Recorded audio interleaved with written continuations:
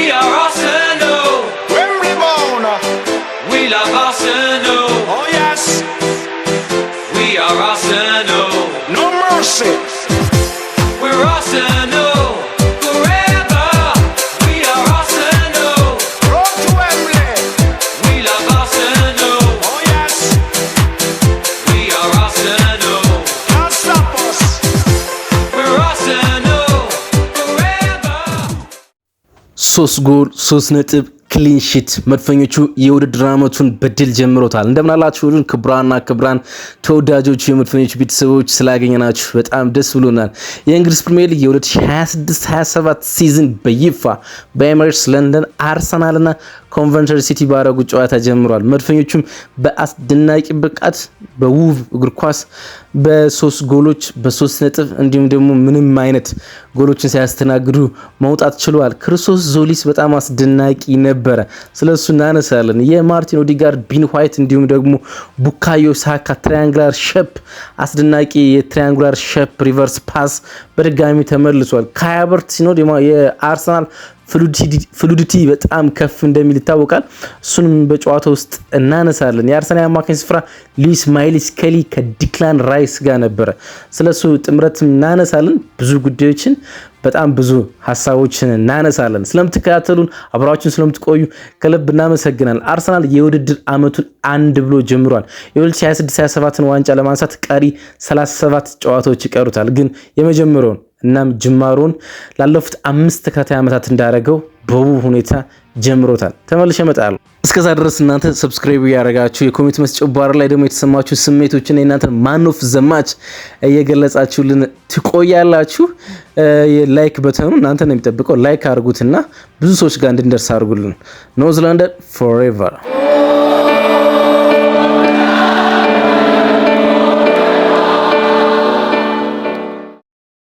የኤሚሬትስ ድባብ በጣም ውብ ነበረ፣ ጨዋታው ከመጀመሩ በፊት ማለት ነው። ምክንያቱም ሻምፒዮን ነበሩና በዛ ዝማሪዎች ነበረ ስታዲየሙ ድብልቅልቅ ብሎ የነበረ። ተጫዋቾች ወደ ሜዳ ከመውጣታቸው 4 ደቂቃዎች ቀደም ብሎ አንድ ግዙፍ ሰው ከመልበሻ ክፍል ወደ ስታዲየሙ ወጥቶ ተተዋወቀ። የጨዋታው ኮሜንተሪ ወይም የስታዲየም ኮሜንተሪ አንድ ስም ጠራ፣ ኤዝሪ ኮንሳ።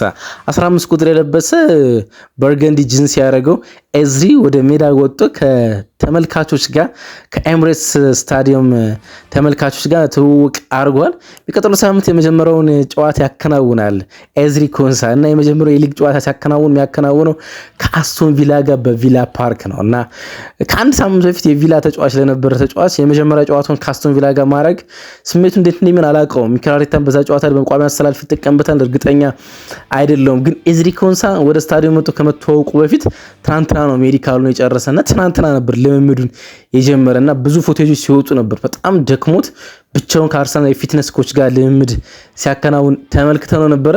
ጨዋታው በዛ መንገድ ነበረ የጀመረ ማለት ነው። ሻምፒዮኖቹ በሚጠበቁበት መንገድ በሻምፒዮንነት መንገድ ጀምሮታል። ከጨዋታው መጠናቀቅ በኋላ ፍራንክ ላምፓርድ የኮንቨንተሪው አሰልጣኝ አንድ ቃል ተጠቅሞ ነበረ። ጨዋታውን ያደረግነው በሻምፒዮኖች ሜዳ ነው። እናም ሁሉም ሰው ይሄ ሊገጥመው ይችላል። ሁሉም የፕሪሚየር ሊግ ቡድን ይሄ ሊገጥመው ይችላል። በዚህ ሜዳ ሁሉም የፕሪሚየር ሊግ ቡድን ሽንፈት ሊያስተናግድ ይችላል። እኛን ሙሉ በሙሉ አይገልጸንም።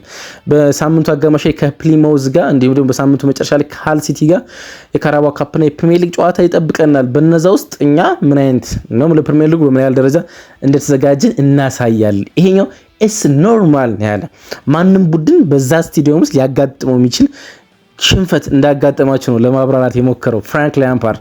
እናም ደግሞ እውነቱን ነው። አርሰናል በሻምፒዮንነት መንገድ ነው ጨዋታውን የጀመረው በጣም ፍሉድ በሆነ ውብ እግር ኳስ እንዲሁም ደግሞ በጣም ተደጋጋሚ የበዙ ሙከራዎችን ከ20 የላቁ የበዙ ሙከራዎችን ሞክሮ ነው ጨዋታውን የጀመረው። ከላይናፕን ጀምር እስኪ እንደዛ ይሻላል አይደለ?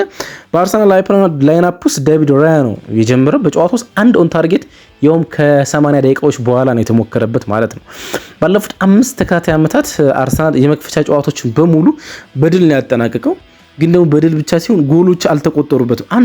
ባለፉት 5 ተከታታይ ዓመታት አንድ ጎል ብቻ ነው የተቆጠረበት። ለምሳሌ 2022-23 ለመጀመሪያ ጊዜ ለዋንጫ በተፎካከርንበት ዓመት ክሪስታል ፓላስን በሴልኸርስት ፓርክ 2-0 አሸነፍነ።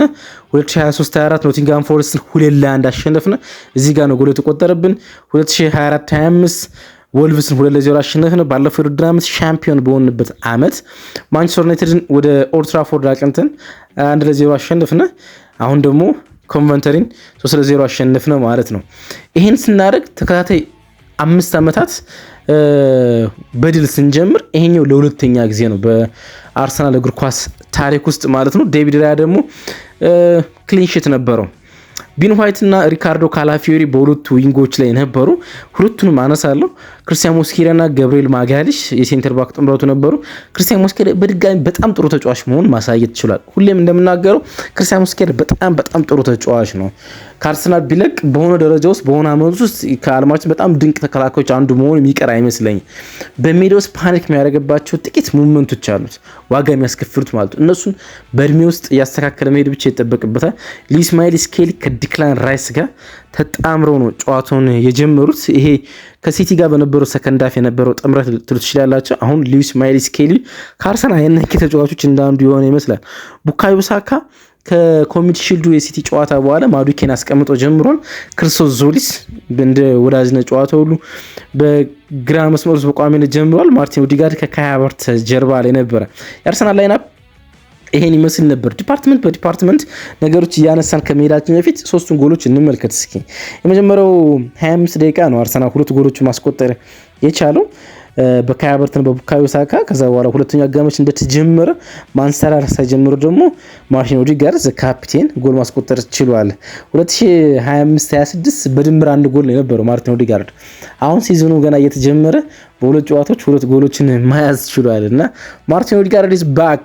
ያ የምናውቀው 2022-23 የነበረው ማርቲን ኦዲጋርድ ተመልሷል ማለት እንችላለን። የመጀመሪያው ጎል ሲቆጠር የክርስቶስ ዞሊስ ሪከቨሪንግ ነው ጎሉን ያስጀመረው ማለት ትችላላችሁ። ክርስቶስ ዞሊስ ሚላን ቫን ሄጂክ የሚባለውን ተጫዋች ሪከቨር አደረገው ወይም ደግሞ ዲስፖሰስ አደረገው፣ ነጠቀው። የነጠቀው ኳስ ቀጥታ ያመራው ወደ ሪካርዶ ካላፊዮሪ ነው። በጣም ጥሩ ፖዚሽን ላይ ነበር ሪካርዶ ካላፊዮሪ። ሁሌ የሚያደርገውን ሩጫ አርጎ ነበር እዛ ቦታ ላይ የተገኘ ማለት ነው። ዞሊስ ከመስመር ሩጫዎችን ያደርጋል። ሪካርዶ ካላፊዮሪ ደግሞ እንደ ደንበኛ 8 ቁጥር በሃፍ ስፔሱ ቀጥተኛ ሩጫ ሲያደርግ ነበር ይሄን ኳስ ያገኘው። ከዛ በኋላ በጣም በቆንጆ የመሬት ለመሬት ኳስ ካይ ሃቨርትዝን አገኘው።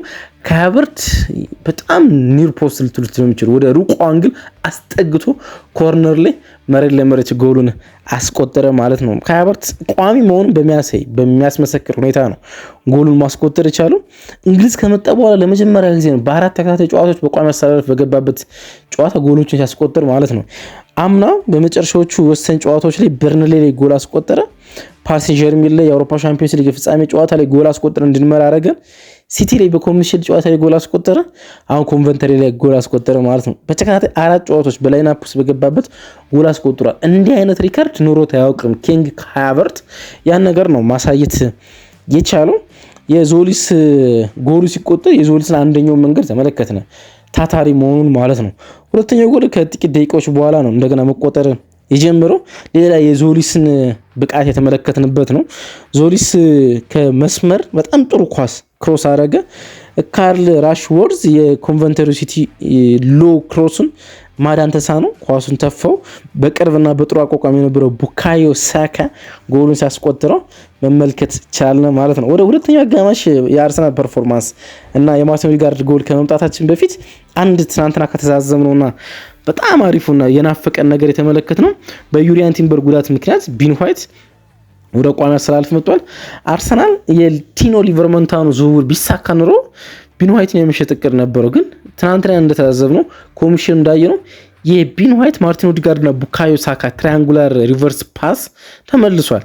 እነዚህ 3 ተጫዋቾች በማጥቃት ላይ አንድ ላይ ነው የሚሳተፉት እና ረጅም ጊዜ ሆኖናል ይሄን በጣም በጥሩ ብቃት ከመመልከት ማለት ነው። 2022-23 አንደኛው የአርሰናሉ ድንቅ ነገር የሶስቱ ተጫዋቾች ጥምረት ነበረ። በተለይ ደግሞ በተቃራኒ ቡድን ላይ የመከላከል ኦርጋናይዜሽን ሙሉ በሙሉ የሚያፋልስ ፓስ ያደርጋሉ አንዳቸው ለአንዳቸው እና የትኛው ተጫዋች በተለይ ቡካዮ ሳካ ነው ቢን ዋይት ነው አንደርላፕ አድርገው የሚገባው የሚሉትን እስካትገምቱ ድረስ ኳሶችን ይቀባብራሉ። ከዛ በኋላ ወደ ውስጥ ይገባሉ። ሶስተኛው ጎል ሲቆጠር ይሄኛው ትራያንጉላር ሪቨርስ ፓስ ተመልክተን ነበረ። ጎሉ የተቆጠረ ግን ውብ ነበረ። ቢን ዋይት እሺ ሲለው አንደኛው በጣም ትልቁ ነገርና ከዩሪያን ቲምበር የሚሻልበት በማጥቃቱ ላይ ፍጹም አስደናቂ ተጫዋች መሆኑ ነውና እሱ መመልከት ችለናል። ቢን ዋይት አሲስት አድርጓል። ቡካዮ ሳካና ኦዲጋርድ ጎል አስቆጥረዋልና ያ ትራያንጉላር ሪቨርስ ፓስ ሙሉ በሙሉ እንደተመለሰና የቀይ መስቀሉ የኮንቨንተሪው ተከላካይ ጃይ ዳሲልቫ ፍጹም ሲቸገር መመልከት ችለን ነበር። ሊያግዘው የሚመጣው ቶማስ አስትራንቲ ሊያግዘው ቢመጣም ግን ሊቋቋሙት በማይችሉበት መንገድ የአርሰናል ይሄኛው ጎል በጣም አስደናቂ እንደነበር መመልከት ይቻላል። ይሄኛው የአርሰናል ሳይድ ግን በጣም አስደናቂ መሆንና ኦቨርሎድ ማድረግ ክርስቶስ ዞሊስ 1-1 በተደጋጋሚ ከቅድም ካነሳውላችሁ ኢቫን ሚላን ቫን ኢጁክ ከሚባለው ተከላካይ ጋር እንዲገናኝ አስችሎት አርሰናል በእቅድ ያደረገው ይመስላል። ኦቨርሎዱን ወደ ቀኝ አድርጎ በግራ በኩልስ ክርስቶስ ዞሊስ ቶሎ የ1-1 ግንኙነት ከአንድ ተጫዋች ጋር ብቻ እንዲገናኝ ማለት ነው። በጣም ድንቅ ነበረ።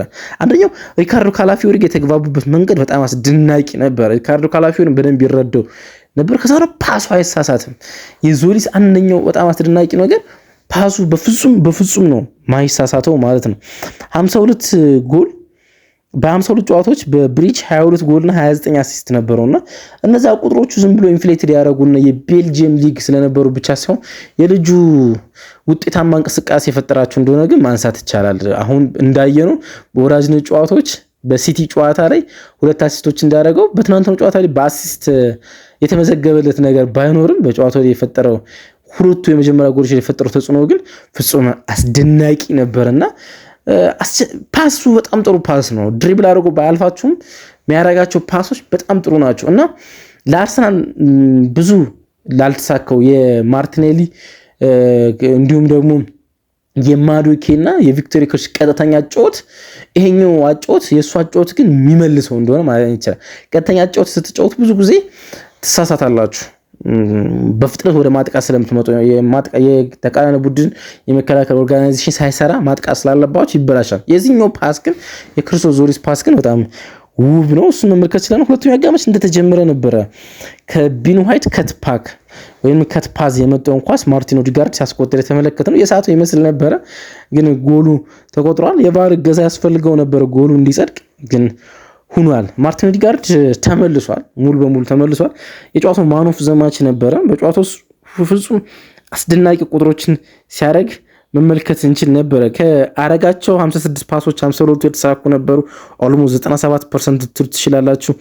ከተቃራኒ ሃፍ ወይም ደግሞ ከተቃራኒ ቡድን የሜዳ ክፍል ያደረጋቸው ፓሶች ቁጥር በጣም ከፍ ያለ ነበረ። ወሳኝ ኪ ፓሶች ነበሩት። በጨዋታው ውስጥ ኢንተረስቲንግ የነበሩ ኪ ፓሶችን ሲያደርግ ተመልክተነዋል። ሎንግ ቦሎች ነበሩት፣ ሹቶች ነበሩት፣ በጣም ጥሩ ሹቶች ነበሩት። ወደ 0.2 የሚጠጋ ኤክስፔክትድ ጎልስ ነው የነበረው። 2 ብሎክድ ሹት ነበረው፣ 1 ሹት ኦን ታርጌት ነበረው። ማርቲን ኢዝ ባክ። ማርቲን አሁን እንደተመለሰ በእርግጠኝነት መናገር እንችላለን። ማርቲን ኦዲጋርድ ተመልሷል ብለን ማለት ነው። ከሀቨርት ሳካና ኦዲጋርድ ከዲሴምበር 2024 በኋላ ከ2 ዓመት በኋላ ለሁለተኛ ጊዜ ነው በአንድ ላይ ሲጣመሩ። ከ2 ዓመታት በኋላ ነው የምላችሁ እና 3 ተጫዋቾች ጤነኛውን አመቱ ሙሉ የሚዘልቁ ከሆነ እና የአርሰናል የፊት መስመር እንደዚህ አይነት ሸፕ ይዘው የሚያስከትሉት ከሆነ አስፈሪ እንደሚሆኑ የሚጠቀው ይመስለኛል። አንድ ሌላ ተጫዋች ግን ማንሳት አለብን አይደለም? ሉዊስ ማይልስ ስኬሊ አሁን ለአርሰናል ሁሉም አማካኞች በተለይ ደግሞ ከዲክላን ራይስ አይነኬው ዘ ሆርስ ውጭ ሁሉም ተጫዋች የሚያሰጋ ፐርፎርማንስ ነው እያደረገ የሚገኘው ማለት ነው። እና ደግሞ እንዲህ ነው ተጫዋቹ መሰለፍ ሲጀምር እንዲህ በተከታታይ እንድታሰልፉት የሚያስገድድ ፐርፎርማንስ ልታስቀምጡት ጥቂት ዘንፍ ቢል አይ የሚገባው ተጫዋች አለ ብላችሁ ልታሰልፉት እንዳትችሉ የሚያደርግ ፐርፎርማንስ ነው የሚያደርገው። ትናንትናም እንደዛ ከሲቲ ጋር እንደው ለሪካርዶ ካላፊዮሪ ሲሰጡ የነበሩትን ፓሶች ቀጥተኛ ስሩ ቦሎች ሲሰጡ ስንመለከት ነበር፣ ባይሳኩም ማለት ነው። በጨዋታ ውስጥ ጎል ሊያስቆጥርባቸው የሚችሉ አጋጣሚዎች ነበሩ። በጣም አስደናቂ ሹቶችን ወደ ጎሉ ተጠግቶ ሲያደርግ ነበር። 76 ፓስ ነው ያደረገው ማለት 80 ፓስ ነው ያደረገው። 76 የተሳካ ነበር። 95 አኩሬሲ ፓስ ነው የነበረው። በጣም ብዙ ፎርዋርድ ፓስ ሲያደርግ ለኋላ ተጫዋች የሉዊስ ማይልስ ስኬሊ ቁጥር ፍጹም ማታምኑት አይነት ቁጥር እንደሆነ መግለጽ ይቻላል። ሌላ አንድ ላነሳው የምወደው ጉዳይ አርሰናል ያቅንጦት ነበረው ዲክላን ራይስን የማሳረፍ። ባለፈው ውድድር ዓመት አንድ ያጣነው ነገር ጨዋታዎችን 1-0 ብቻ ስናሸንፍ ስለነበረ እስከ መጨረሻው ደቂቃ መቆየት ነበረበት። ራይስ ግን ትናንትና 65ኛው ደቂቃ ላይ ተቀይሮ ሲወጣ ተመልክተናል። እሱንም ቡካዮ ሳካ ነው ማሳረፍ ችለናል። ማርቲን ዙቢሜንዲና ማዱኬ ነው ተቀይሮ የገቡትና እንደዚህ ቶሎ የምናሳርፈው ከሆነና ከጉዳት እና የጨዋታው ኢንተንሲቲ እየወረደ ሲመጣ ተጠዋዋቂ የሚሆን ከሆነ ወደ ተጠዋዋቂነት የሚወርድ ከሆነ ዲክላን ራይስ በአመቱ መጨረሻ ላይ ዘሆርስ በሙሉ ብቃቱ በሙሉ ኢንጂኑ እናገኘዋለን ማለት ነው። ይሄ ደግሞ ለአርሰናል ትልቅ ነገር ነው። ግን ለደጋፊዎቹ አንድ ነገር ማለት የሚጠበቅ ይመስለኛል። በጨዋታው ውስጥ ምንም ደቂቃ አላገኘም ቪክተር ኬረሽ፣ እንዲሁም ማርቲኔሊ ደግሞ ከስብስብ ውጭ ነበረ። እነዚህ ነገሮች ጥቂት የሚያስከፉ ይመስለኛል። በጥቂቱ ግን አንድ ነገር ብዬ መውጣት ያለብኝ ይመስለኛል። አርሰናል በጣም በግሩም ሁኔታ ሲዝኑን ጀምሮታል። ትናንትና ግን ሁሌም እንደዛ አይሆንም ሊግ እና ደጋፊዎች ሁሌም እንደዛ እንዳይጠብቁ። ሊግ ማራቶን ነው። በሆነ ሰዓት ውስጥ መጥፎ አርሰናልን ትመለከታላችሁ። የሚካኤል አርቴታን ውሳኔዎች የምንወቅስበት፣ አንዳንድ ወሳኝ አርሰናል ተጫዋቾችን የምንሰድብበት ዲክላይኖች ያጋጥማሉ። ሊግ እንደዛ ነው። በቃ ሁሌም በጣም አስደናቂ የፔፕ ጋርዲዮላ ባርሴሎና የሚሆን የኤንሪኬ ፒኤስጂ ወይም ደግሞ ራሱ አርሰናል ባለፈው ውድድር ሲዝኑ ሲያሸንፍ ወይም ደግሞ በእግር ኳስ ታሪክ ውስጥ የሆነ ዳይሜንሽን ፈጥሯል የሚባለው የሲቲ ፔፕ በሊግ ውስጥ የሆነ ዝንፍ የሚሉበት እግራቸው ከትራክ ላይ የሚወርድበት ጊዜ አለ እና ሁሌ እንደዛ እንደማይሆን አስብ። አርሰናል ሊጉን መርቶ ሻምፒዮን ሊሆን የሚችልበት እድል ሊኖር ይችላል። ግን የሆነ የሲዝኑ የሆነ ሰዓት ላይ ግን አርቴታ የምንወቅስበት ተጫዋቾችን ምንተችበት ጊዜ ይመጣል። ሊግ እንደዛ ነው። ሁሌም እንደዚህ በጣም መልካም ሆኖ አይዘልቅም። ግን በጣም በጥሩ ሁኔታ በዋንጫ ባለቤትነት ዲፌንዲንግ ሻምፒዮን ሊያደርገው በሚገባ ልክ ሊጉን ጀምረናል። እንዴት አያችሁት? ጻፉልኝ። ማርቲን ኦዴጋርድ የስካይ ስፖርትና የፕሪሚየር ሊግ ማን ኦፍ ዘ ማች ነበር። የእናንተስ? የአርሰናል የደጋፊዎቹ ማን ኦፍ ዘ ማች ዞሊስ ነበር፣ ልክ እንደ ኮሚቴ ሺልድ። የእናንተ ማን ኦፍ ዘ ማች ማን ነበረ? በድጋሚ ማን አስገረማችሁን ብጽፉልኝ። እወዳለሁ። ባይ። እወዳችኋለሁ።